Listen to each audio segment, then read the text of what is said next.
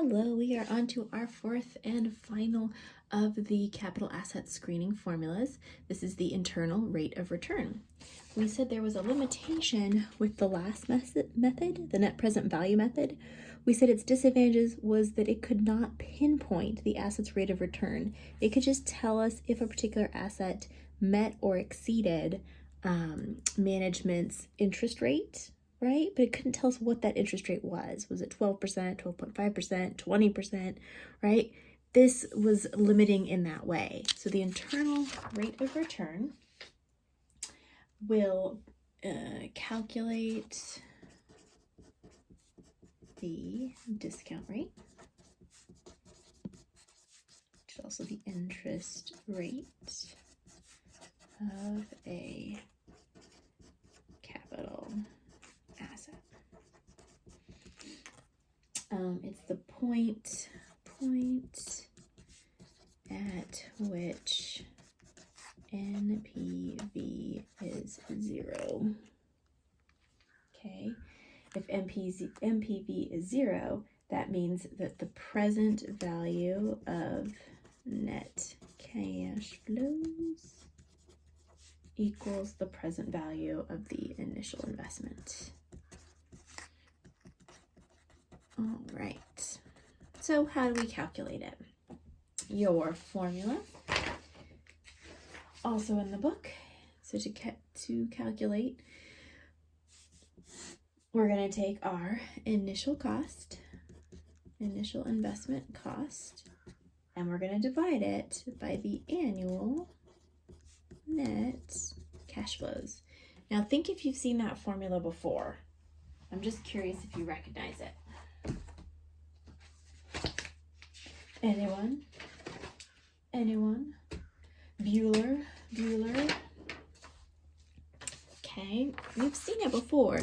That was our formula for the payback period. How interesting. That's so interesting. Because if you think about it, look at the formula up here. When your net cash flows equals your initial investment, which is what the payback period tries to tell us. When is this investment going to pay for itself, right? So this actually doesn't give us the IRR, the internal rate of return. It helps us find it, but this actually gives us the present value factor, and then we work backwards. So, because remember before, when we did this right here, we needed the table, the interest rate, and the N. Now, to find the present value factor, now we're going to have the present value factor. We're going to know which table to use, and we're going to know the N. So we're going to solve for this rate. That's what the IRR does. Okay, so now we have the present value factor. You need your N, and then you need your table based on if it's even or uneven cash flows. Uneven cash flows. Okay, let's go ahead and take, let's take the example we had. Well, that's too easy, isn't it? It's fine. All right, so let's take the example we had before. Remember this one? The cost was $130. It was generating cash flows of $24,000. Management wanted 12, but now we're not going to pay attention to that. We're going to find the interest rate, and the life is 10 years. Okay, so N is 10. In this example, it was even cash flows, so we're going to use table B2, I believe it is. Okay, and let's solve for this present value factor. Okay, so the data back here. So your initial cost is the 130, your annual cash flows is the 24. Okay, so I'll just kind of do it right here. 130 and 24. Okay, so for that,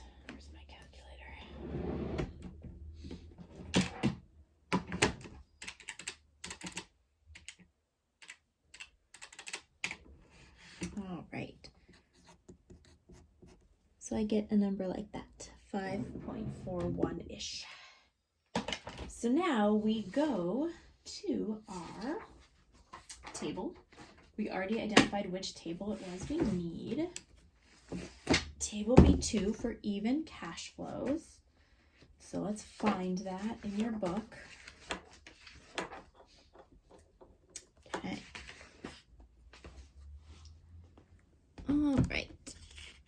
we have our table.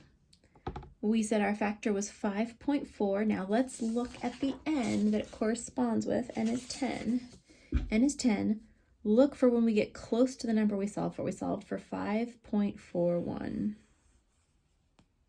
Okay, so this happens sometimes where we don't get exactly the right number. That's all right. So it's going to fall somewhere between these two. So the interest rate, so the rate of return on this asset, is somewhere between 12 and 15%. Now, if we had a better table here, I just realized, yeah, your table goes in increments here. If we had a better table that listed the rate for 13 and for 14, it might help us pinpoint it a little bit more. Okay, that's all right. If you wanted to Google a table that's a little more comprehensive, you could do that.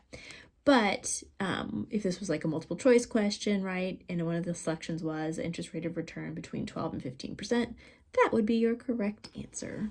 So that's all you do, is like you're working backwards. We have the n, we have the PV factor, and we're trying to find the interest. That's all the internal rate of return is. Your book does do a nice job of telling you the Excel formula, which would help you pinpoint that interest rate without even using the table. So if you want to, you can look at that formula in the chapter, or if you just go to the Excel functions, that formula is there for you as well. All right, that's it for IRR. That's it for this chapter. Make sure that you do the quiz for chapter 11 and start studying for your final next week. All right, bye.